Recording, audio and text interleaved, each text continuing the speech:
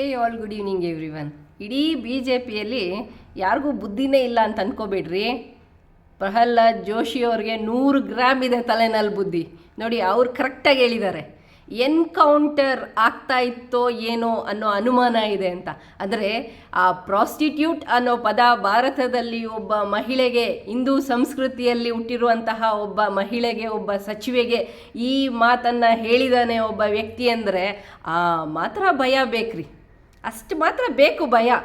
ಆದರೆ C T Ravi ಅವ್ರ ಪರಿಸ್ಥಿತಿ ಹೇಳ್ರಿ, ಹೊಟ್ಟೆನಲ್ಲಿರೋ ಬೊಟಿ ಕಲೀಜ ಎಲ್ಲ ನಡ್ಗೋಗ್ಬಿಟ್ಟಿರ್ಬೋದು ರಾತ್ರಿ.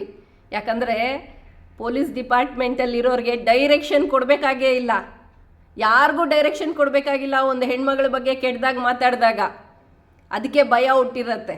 ಇದು ಭಾರತ ದೇಶ, ಮಹಿಳೆಯನ್ನು ದೇವರು ಅಂತ ಪೂಜಿಸುವಂಥ ದೇಶ. ಈ ನೆಲನ ದೇವರು ಅಂತ ಪೂಜಿಸ್ತೀವಿ ನಾವು. ಗಾಳಿ ಬೆಳಕು ಪ್ರಕೃತಿ ಮಾತೆ ಅಂತೀವಿ, ಪ್ರತಿಯೊಂದನ್ನು ನಾವು ದೇವರು ಅಂತ ಪೂಜಿಸ್ತೀವಿ.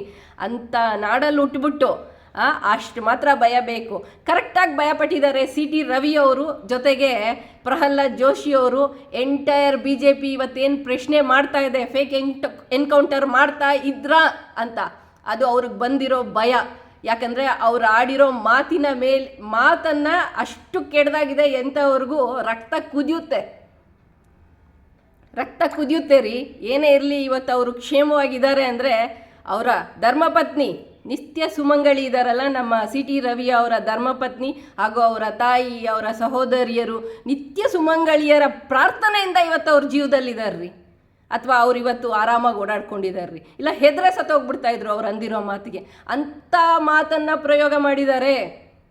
ಒಂದು ಸದನದಲ್ಲಿ ಅವರು ಪ್ರಾಸ್ಟಿಟ್ಯೂಟ್ ಅನ್ನೋ ಪದನ ಒಬ್ಬ ಹಿಂದೂ ಮಹಿಳೆಗೆ ಪ್ರಯೋಗ ಮಾಡಿರೋ ಆ ಭಯ ಇದಲ್ಲ, ಅದು ಅವರನ್ನು ಇವತ್ತು ನಡಗಿಸ್ತಾ ಇರೋದು ರೀ. ಮೀಡಿಯಾದವರೇ ಇಷ್ಟೇ ರೀ ಉತ್ತರ. ಅವ್ರು ಮಾಡಿರೋ ತಪ್ಪಿಗೆ ಅವ್ರು ಫುಲ್ ಹೆದರ್ಕೊಂಡು ನಡಗ್ತಾ ಇದ್ದಾರೆ. ಅದನ್ನ ಏನ್ರಿ ಎಲ್ಲರ ಹತ್ರ ಹೋಗಿ ಮೈಕ್ ಹಿಡ್ದು ಕೇಳ್ತೀರಾ, ಮಾಡಿಬಿಡ್ತಾ ಇದ್ರಾ ಅಂತ. ನಿಮಗೆ ಅಷ್ಟು ಕೋಪ ಬಂದಿರ್ಬೋದು. ಏನೇ ಇರಲಿ, ನೀವು ಪ್ರಚಾರಕ್ಕೋಸ್ಕರ ಏನೋ ಮಾಡ್ತಾ ಇರ್ತೀರಾ, ಅದೆಲ್ಲ ಇರಲಿ. ಸ್ನೇಹಿತರೆ, ನಿಮಗೆ ಹೌದು ಅನಿಸಿದ್ರೆ ಲೈಕ್ ಮಾಡಿ, ಶೇರ್ ಮಾಡಿ, ಕಮೆಂಟ್ ಮಾಡಿ.